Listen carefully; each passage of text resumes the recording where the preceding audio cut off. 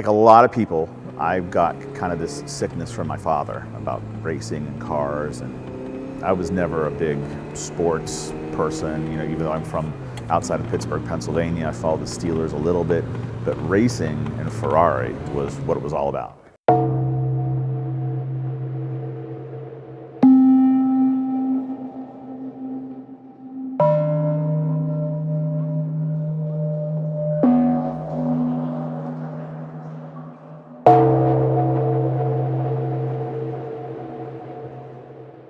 For me, owning a Ferrari was just had to happen, had to have one. But how would you get one? Because they were just always so expensive and just out of control. So I just made myself a kind of a promise. I was going to get a Ferrari while I was young enough to enjoy driving one. So my goal was to have a Ferrari by the time I was 25. The 328 is it's a traditional sports car. It requires some skill to drive. You really need to know how to shift gears, you need to know how to heel and toe. So it gives you that vintage, kind of classic sports car, traditional Ferrari feel. And that's what I like about it, is you have to concentrate.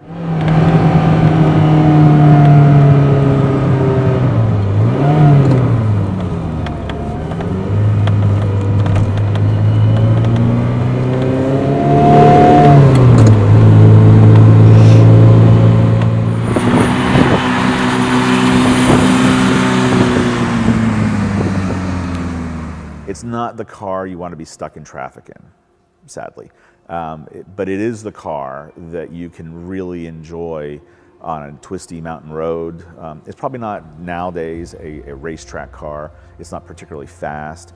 It leans a lot, that kind of stuff. But it does give you kind of that impression of what it was like in the 70s and 80s. And it's just it's a cool, small little car. It's got a nice sound to it. And it smells amazing. It's the old-time leather. It's the heat from the engine. You have the coolant kind of going in between you, so it gets warm.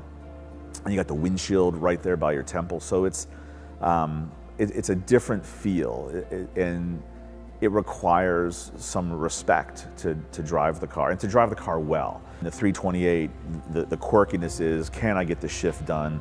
Have I matched the revs right? Do I have enough brake pedal? Am I really focused on what I'm doing? You just don't have that same kind of commitment in today's Ferraris. I mean, they are amazing machines, but they're a different breed altogether.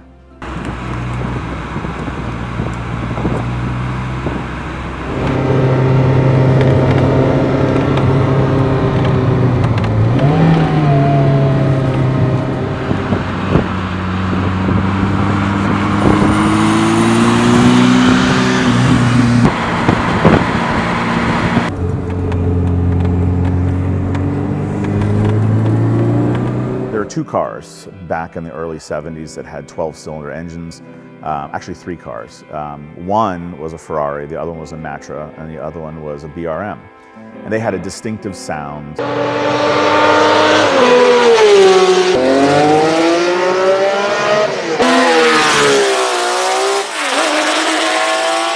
And everybody always kind of went, ooh, here comes the Ferrari. But I really liked the Matra. It was French, it was blue, it was kind of like my favorite color. As a little kid, that's kind of what you go with. But Matra just kind of stopped racing, and they were really loud. They had an extremely distinct sound to them. But the next car was the Ferrari.